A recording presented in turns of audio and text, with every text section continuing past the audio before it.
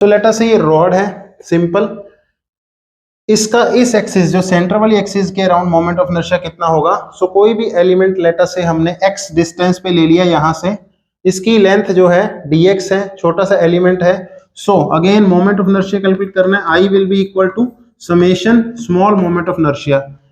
इस एलिमेंट का moment of inertia कितना हो जाएगा, इसका मास dm इंटू इसका डिस्टेंस कितना है x का स्क्वायर। सो यहाँ पे dm कितना हो जाएगा, रॉड है, सो इसकी mass per unit length m/l into इसकी लेंथ कितनी है dx into x square. So यहाँ से मास पर यूनिट लेंथ बाहर आ गया, ये हमारा हो गया x स्क्वायर dx। x की वैल्यू कितनी हो सकती है, ये -l/2, ये हम नेगेटिव ले सकते हैं साइड, ये हम पॉजिटिव ले सकते हैं। सो -l/2 से +l/2। सो अंदर क्योंकि पॉजिटिव वैल्यू आएगी, इवन फंक्शन है, सो मैं इसको 2/m यहाँ पे मैं लगा सकता हूँ 0 से l/2 x² dx। इसकी इंटीग्रेशन कर दें 2ml, यहाँ पे हो गया 1/3 एंड यहाँ पे हो गया l³/8। मैंने डायरेक्टली वैल्यू सब्स्टिट्यूट कर दी है, सो यहाँ से हम काट सकते हैं, ये आ गया 4। सो ये हमारा हो गया 1/12 ml²। सो रॉड के सेंटर से अगर एक्सिस निकल रही है तो उसका कितना होगा 1/12 ml²। अब लेट अस से मैं इसके अराउंड कैलकुलेट करूं, इस एक्सिस के अराउंड, इसके अराउंड अगर रोटेट कर रहा है सो वो हम parallel theorem of parallel axis से भी कर सकते हैं। थ्योरम ऑफ पैरेलल एक्सिस से कितना आएगा, इसके अराउंड कितना है 1/12 ml² plus m mass of the rod m है, एंड दोनों के बीच डिस्टेंस कितना है l/2 का होल स्क्वायर। सो ये इस एक्सिस के अराउंड कितना आ जाएगा, दैट विल बी 1/12 ml²। ये कॉमन आ गया 1 प्लस यहाँ पे हो गया हमारा 3 एलसीएम। सो यहाँ से हो गया हमारा 1/3 ml²। इसी को आप अगर डायरेक्टली कैलकुलेट करना चाहें इस एक्सिस के अराउंड, तो वो भी आप डायरेक्टली भी कर सकते हैं। वो कैसे करेंगे वो भी करके देख लेते हैं, आइए करें। तो अभी हमने I y कैलकुलेट किया हमने इस फॉर्मूले से, that is equal to 1/3 ml²। अब हम इस पे ये कैलकुलेट करेंगे डायरेक्टली। अगर कैलकुलेट करना है तो इस एक्सिस के अराउंड अगेन सेम लीजिए, that is I is equal to summation integral di हो गया इस छोटे से एलिमेंट का मास, that is mass per unit length into dx into its distance from this axis का स्क्वायर। यहाँ पे वैल्यू चेंज हो जाएगी, यहाँ पे x की वैल्यू कितनी है, यहाँ पे 0 है, यहाँ पे पूरी लेंथ है 0 to l। सो ये हमारा हो गया m/l कॉमन आ गया, यहाँ पे हमारा हो गया x³ मीन्स l³/x³/3। सो ये हमारा हो गया 1/3 ml²। सो चाहे आप उस फॉर्मूले से कर लें, theorem of parallel axis use करके कर लें। हमने यहाँ theorem of parallel axis use किया था, तब भी हमारा 1/3 ml² आया था। यहाँ पे हमने डायरेक्टली इंटीग्रेशन यूज करी है, यहाँ पर भी 1/3 ml² आ गया। सो ये हमारा हो गया एक रॉड का about their centre of mass and about एक पैरेलल एक्सिस जो कि one end of the rod से निकलती हो। अब हम करते हैं एक हॉलो सिलेंडर का। सो हॉलो सिलेंडर की फिगर कुछ इस तरह की होगी, ये हॉलो सिलेंडर है, सो इसके अंदर खाली है। सो इसका मतलब हो गया हमारा मोमेंट ऑफ इनर्शिया कैसे कैलकुलेट करना है, इंटीग्रल di का मतलब कितना हो गया। अब इसका मास जो है वो सारे का सारा कहाँ कॉन्सेंट्रेटेड है, एट दी एंड्स। सो इसमें हम कर सकते हैं dm इंटू पूरे का r मीन्स इसका स्क्वायर, क्योंकि r कांस्टेंट है, r को हम बाहर ले आएंगे एंड ये हमारा हो गया इंटीग्रल dm मतलब होल सिस्टम का mass, this is equal to m into r का स्क्वायर। सो ये हमारा होलो सिलेंडर का तो बहुत ही ईजी है। आप ध्यान देंगे होलो सिलेंडर का और रिंग का जो हमने सबसे पहले कैलकुलेट किया था सेम है, क्योंकि एक होलो सिलेंडर को मैं अंदर से खाली होने के कारण मैं मान सकता हूं कि it is a stack of rings. जैसे एक दूसरे के ऊपर रिंग्स रखी होती हैं तो वैसे हम इसको ज्यूम करके मान सकते हैं कि रिंग एक दूसरे के ऊपर रखी जाए तो एक होलो सिलेंडर बन जाएगा, मोमेंट ऑफ इनर्शिया सेम रहेगा। So I is equal to mr²। अब हम करते हैं सॉलिड, अगर सिलेंडर अंदर से खाली नहीं है, सॉलिड है, फिर कैसे कैलकुलेट करेंगे। लेट अस से कोई सिलेंडर है और वो अंदर से खाली नहीं है, late us say this is the cylinder और वो खाली नहीं है, तो उसका इस एक्सिस के जो है अराउंड हमने मोमेंट ऑफ इनर्शिया कैलकुलेट करना है। सो कैसे करेंगे, सो इस केस में हम क्या कर सकते हैं, ये अंदर से भरा हुआ है सिलेंडर, सो इस केस में हम एक होलो सिलेंडर अज्यूम करेंगे जो बहुत ही छोटी विड्थ का होगा। Let us say this is a hollow cylinder.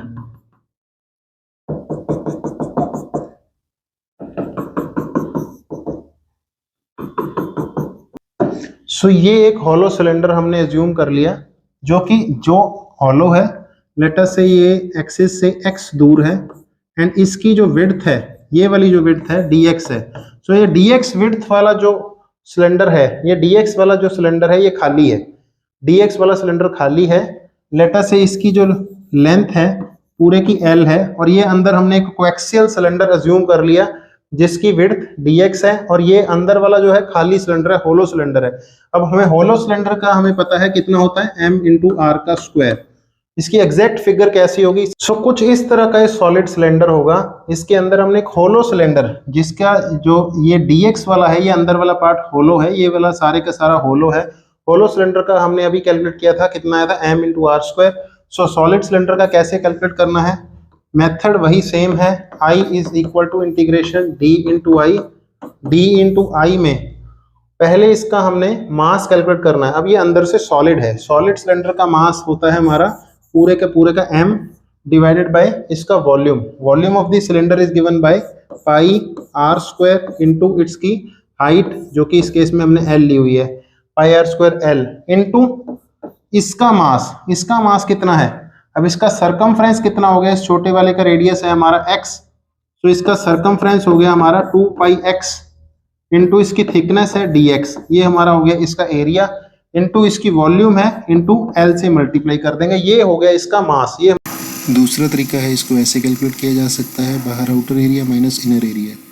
So this is equal to dm into x का स्क्वायर, क्योंकि ये हमारा होलो सिलेंडर का कितनी वैल्यू है, m इंटू आर स्क्वायर। इसके लिए मैंने इसके आगे कोई कांस्टेंट नहीं लगाया है, dm into x square. So यहाँ पे इंटू इसका x स्क्वायर लग जाएगा, ये हमारा हो गया इसका moment of inertia of a solid cylinder.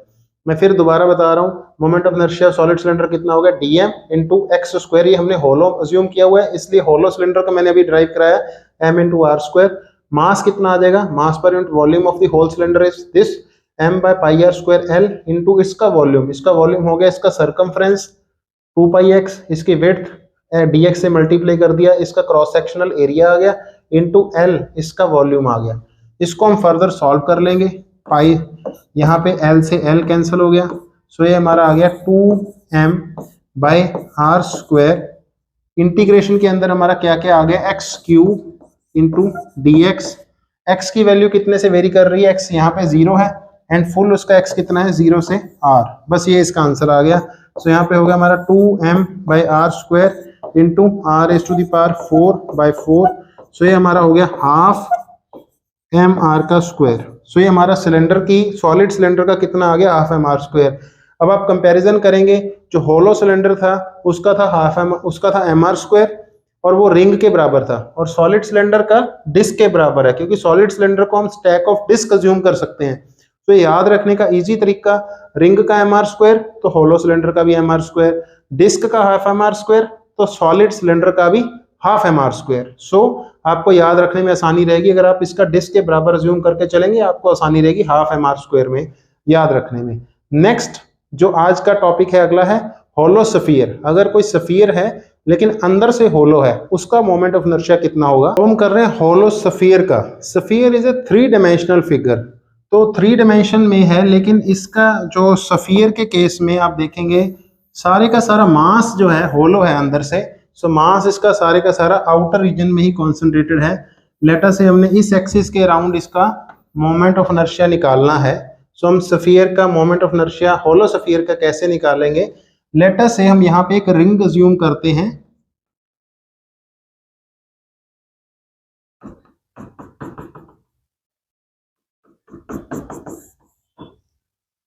ये हमारा सेंटर हो गया होलो सफियर का। ये हमने एक रिंग अज्यूम किया जिसका खुद का रिंग का रेडियस कितना है, जिसका खुद का रिंग का रेडियस है x, और लेटर से ये हमारा जो इसकी थिकनेस है, दिस थिकनेस, लेटर से दिस इज dx।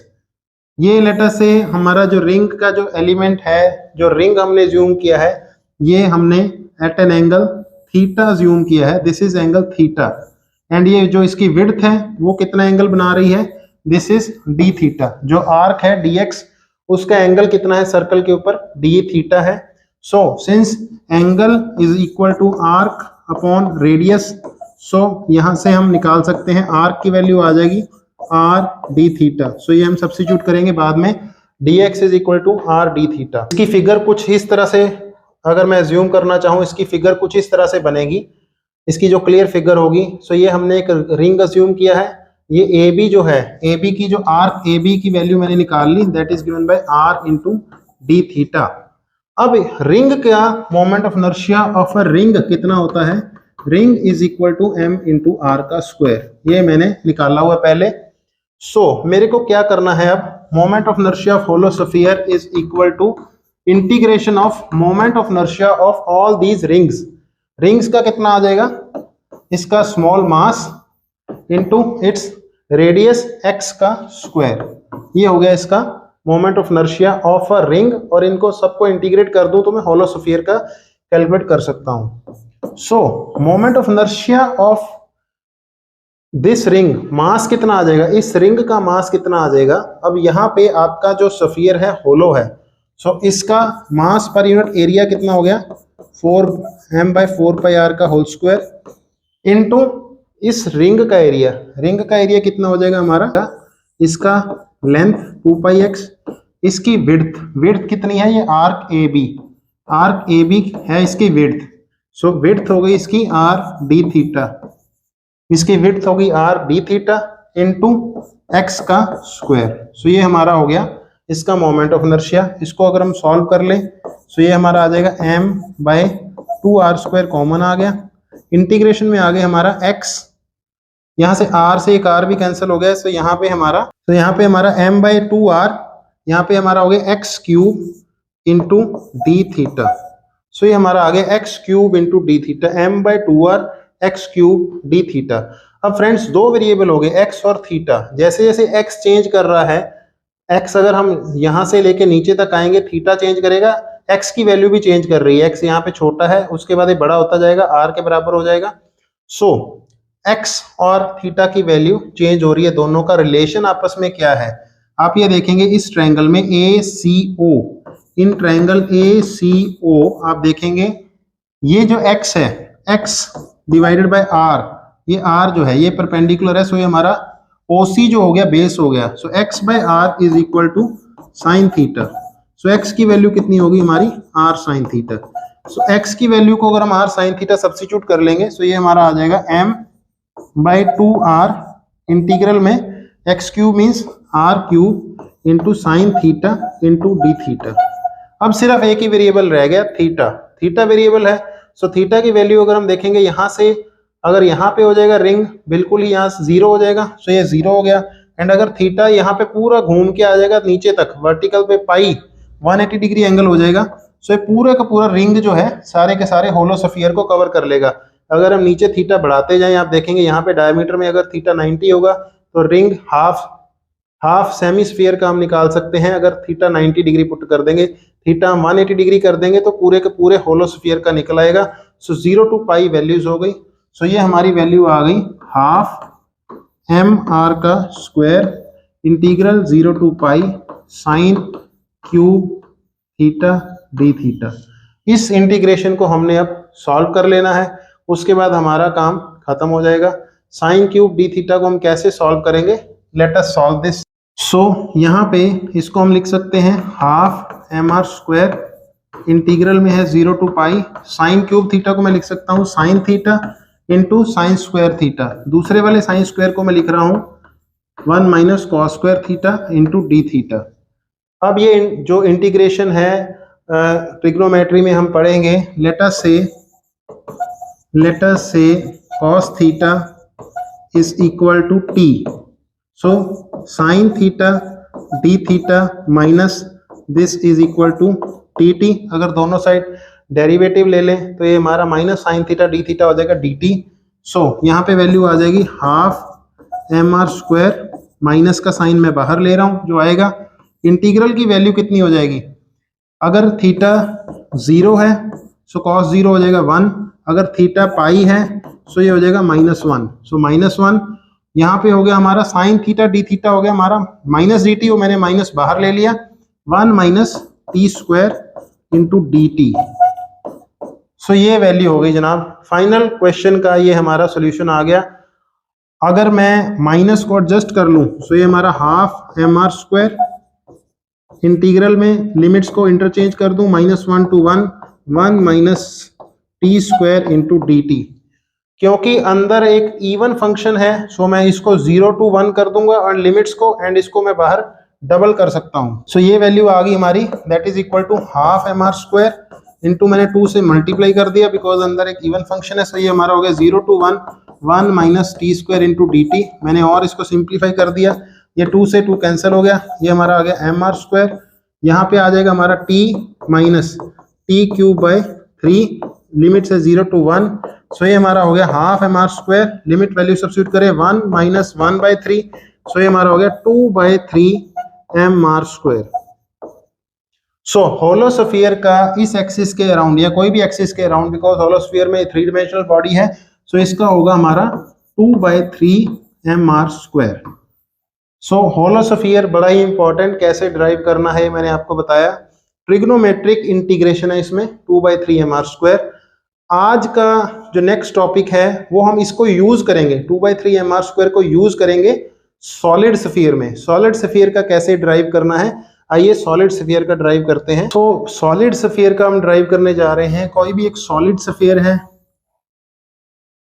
इसका इस एक्सिस के अराउंड हमने मोमेंट ऑफ इनर्शिया निकालना है।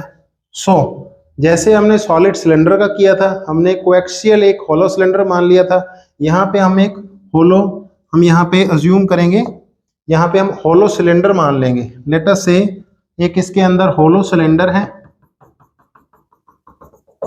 सो लेट अस से एक इसके अंदर होलो सिलेंडर है जिसका कि अपने जो सेंटर से डिस्टेंस है लेट अस से x, एंड जिसकी विड्थ है लेट अस से dx। ये हमारा जो विड्थ वाला रीजन है ये हमारा हो गया dx। सो इसका जो ओवरऑल जो रेडियस है r है। सो इसका हमें होलो, ये सिलेंडर होलो है, सो इसका हमें होलो सिलेंडर का हमने निकाला था 2/3 mr² जो हमने अभी निकाला है। सो सॉलिड सिलेंडर का कितना आ जाएगा, I will be integration of इस ऐसे जो छोटे होलोस्फीयर बनेंगे उसका integration, this will be equal to 2/3 integration dm into इसका जो डिस्टेंस है x का स्क्वायर। सो इसका मास कितना आ जाएगा, 2/3 हमने बाहर निकाल लिया जो कांस्टेंट है। इंटीग्रल में ये सॉलिड है सो इसका वॉल्यूम है, सो मास पर यूनिट वॉल्यूम 4/3 पाई r³। ये पूरे स्फीयर का वॉल्यूम हो गया, इनटू इस छोटे से होलो स्फीयर का वॉल्यूम कितना होगा। इस छोटे से होलो स्फीयर का वॉल्यूम होगा इसका surface area, that is given bye 4πx का square into its width dx। I hope it is clear. इसका सरफेस एरिया हो गया 4πx square into it's width dx। ये हमारा हो गया इसका वॉल्यूम इनटू x स्क्वायर, ये इसका हो गया मोमेंट ऑफ इनर्शिया 2/3, क्योंकि ये होलो है अंदर से तो ये हमारी वैल्यूज आ गई। सो यहाँ पे 4π से 4π कैंसिल हो गया, 3 से 3 कैंसिल हो गया। सो यहाँ पे हमारा आ गया 2m divided by r³। Integration के अंदर हमारा क्या आ गया, x square x raise to the power 4 into dx। x कहाँ से कहाँ वेरी कर रहा है जी, x वेरी कर रहा है 0 to r। सो ये हमारी वैल्यू हो गई। सो इसको आप सॉल्व करेंगे, r raise to the power 5 divided by 5। So ये हमारा आ जाएगा 2/5 mr²। सो सॉलिड सिलेंडर का हमारा कितना होगा 2/5 mr²। होलो सिलेंडर का कितना था 2/3 mr²। होलो को यूज करके हमने सॉलिड सिलेंडर का निकाल लिया 2/5 mr²। कई बुक्स में सॉलिड स्फीयर का मोमेंट ऑफ इनर्शिया निकालने के लिए रिंग और डिस्क का भी यूज किया हुआ है। इसको एक डिस्क में डिवाइड करके भी निकाला हुआ है, वो थोड़ा लंबा सिस्टम है। इसको हम अगर हम डिस्क में डिवाइड करेंगे, ये मेरे को थोड़ा इजी लगा 2/5 mr²। सो ये हमारा मोमेंट ऑफ इनर्शिया था डिफरेंट बॉडीज के अराउंड। आज का जो लास्ट टॉपिक है और उसके बाद जो उसकी क्रॉलरीज हैं वो मैं अभी आपको थोड़ा जल्दी से करवा देता हूँ।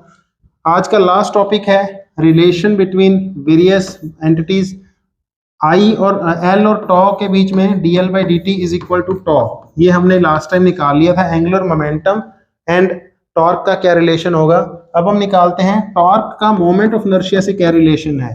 सो टॉर्क किसी भी बॉडी में लेटर से n पार्टिकल है, सो टॉर्क की वैल्यू होती है force on all particles Fi into उनकी जो फोर्स और इंटू जो उसका परपेंडिकुलर उसका जो डिस्टेंस है r, ये इनका प्रोडक्ट होता है। यहाँ पे मैं सिंपल प्रोडक्ट की बात कर रहा हूँ, क्रॉस प्रोडक्ट की बात नहीं कर रहा हूँ। किसी भी पार्टिकल के ऊपर आई और इसका समेशन, सो समेशन बन जाएगा फोर्स मतलब mi इंटू ए आई, उसकी एक्सेलरेशन इंटू आर आई, सो ये समेशन हो गया mi इंटू ए आई। ए की वैल्यू होती है हमारी r इंटू एल्फा, ये हम पहले निकाल चुके हैं जब हमने v is equal to r omega किया था लास्ट लेक्चर में। सो मैंने आपको करा दिया था, यहीं से इसका डेरिवेटिव लेंगे, सो ये बन जाएगा r into alpha, so are i into alpha. अगर एल्फा कांस्टेंट एक्सेलरेशन से जो चल रहा है, पार्टिकल रोटेट कर रहा है, टॉर्क टो लग रही है उसके ऊपर, इंटू आर आई, सो ये हमारा अल्फा कॉमन आ गया, ये हमारा समेशन हो गया M I into r I का square. So summation M I into r I का स्क्वायर की वैल्यू होती है आई, सो ये हो गया हमारा moment of inertia into alpha. So torque का आई के साथ मोमेंट ऑफ इनर्शिया के साथ रिलेशन हो गया आई इंटू एल्फा। अब निकालना है एल का आई के साथ रिलेशन। एल का आई के साथ रिलेशन, एल होता है हमारा कोई भी पार्टिकल है उसका एल होता है p into r. Cross product की बात नहीं कर रहा, सिंपल वैल्यूज लिख रहा हूं, मतलब उसका लीनियर मोमेंटम एंड दोनों लीनियर मोमेंटम और उसके जो डिस्टेंस है उस पार्टिकल का, उसका समेशन। सो यहाँ पे आर आई कर लेते हैं, यहाँ पे हो गया M I into v I into r I. So यहाँ पे क्रॉस प्रोडक्ट की बात नहीं मैं कर रहा हूँ, सिंपल लिख रहा हूँ। सो यहाँ पे हो गया हमारा एम आई, लेटर से पार्टिकल जो है सेम एंगुलर वेलोसिटी के साथ, सभी पार्टिकल की एंगुलर वेलोसिटी अगर सेम है, सो यहाँ पे वी आई को we can write into r i into omega लिख दिया मैंने इस चीज को। सो यहाँ पे हो जाएगा हमारा ओमेगा कॉमन आ गया क्योंकि सबकी एंगुलर वेलोसिटी सेम है, M I into r I का स्क्वायर। सो ये हमारा हो गया I into omega. So L is equal to I into omega. मैंने एक ये आपको लास्ट टाइम ये रिलेशन करवाया था, dl by dt is equal to tau. So अगर टाउ एक्सटर्नल टॉर्क सिस्टम पे जीरो है, कोई बाहर से टॉर्क एक्ट नहीं कर रही है, सो इसका मतलब है L will be constant. So L constant होने का मतलब है I omega, L is equal to I omega, I omega constant है। सो इसका मतलब है अगर मैं आई की वैल्यू कम कर लूं बिना एक्सटर्नल टॉर्क लगाए, आई की वैल्यू अगर मैं कम कर लेता हूं, सो मेरे ओमेगा की वैल्यू बढ़ जाएगी। सो इसकी कुछ एग्जांपल, आई ओमेगा कांस्टेंट, आई कम करने से ओमेगा की वैल्यू बढ़ती है, इसकी कुछ एग्जांपल मैं आपको दिखा देता हूं। सो ये जैसे एक ballet dancer increases omega by changing to a posture of smaller moment of inertia. यहाँ पे आप देखेंगे बैले डांसर डांस कर रही है, इसका सारे legs and hands are outside, इसका मोमेंट ऑफ इनर्शिया जो आर की वैल्यू है L is equal to I into omega. So यहाँ पे अगर कोई टॉर्क एक्ट नहीं कर रही, सो आई ओमेगा कांस्टेंट है। आई किस चीज के ऊपर डिपेंड करता है, एम इंटू आर का स्क्वायर।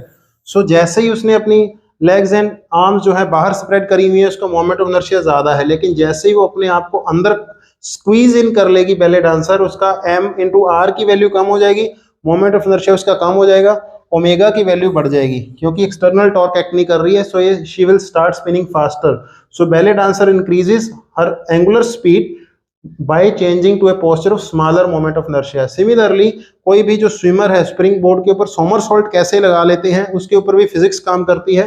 सोमरसॉल्ट करते टाइम वो अपनी बॉडी को स्क्वीज इन कर लेता है, उसका मोमेंट ऑफ इनर्शिया कम हो जाता है, एम इंटू आर स्क्वायर, उसका रेडियस उसने अपना आप कम कर लिया और उसकी एंगुलर वेलोसिटी बढ़ जाती है। और जैसे ही वो पानी के अंदर जाना होता है तो अपना बॉडी फिर खोल लेते हैं, उससे उसका मोमेंट ऑफ इनर्शिया फिर बढ़ जाता है, एंगुलर स्पीड कम हो जाती है और पानी में जेंटली चले जाते हैं।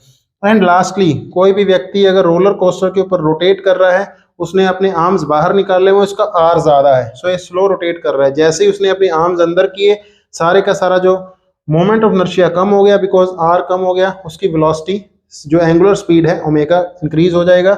सो ये हमारे कंजर्वेशन ऑफ एंगुलर मोमेंटम के एग्जांपल हैं।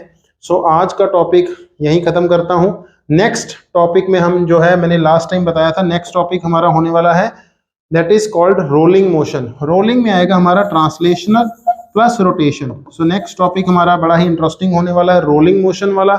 आज के लिए इतना ही, आप बने रहिए चैनल के साथ। रोलिंग मोशन कंप्लीट करवा के मैं साथ ही इसके एनसीईआरटी के कुछ सिंपल वाले क्वेश्चन ट्राई करूंगा एंड उसके बाद नेक्स्ट 1 या 2 लेक्चर हम जेई के क्वेश्चन पे जाएंगे, क्योंकि ये टॉपिक बहुत ही डिफिकल्ट माना जाता है और इसको मैंने बड़ा ही आराम से कराया है। आप इसका थ्योरी पार्ट आराम से बैठ के पढ़ें, पढ़ाई करते रहें। बहुत बहुत धन्यवाद। बने रहिए चैनल के साथ। नमस्कार।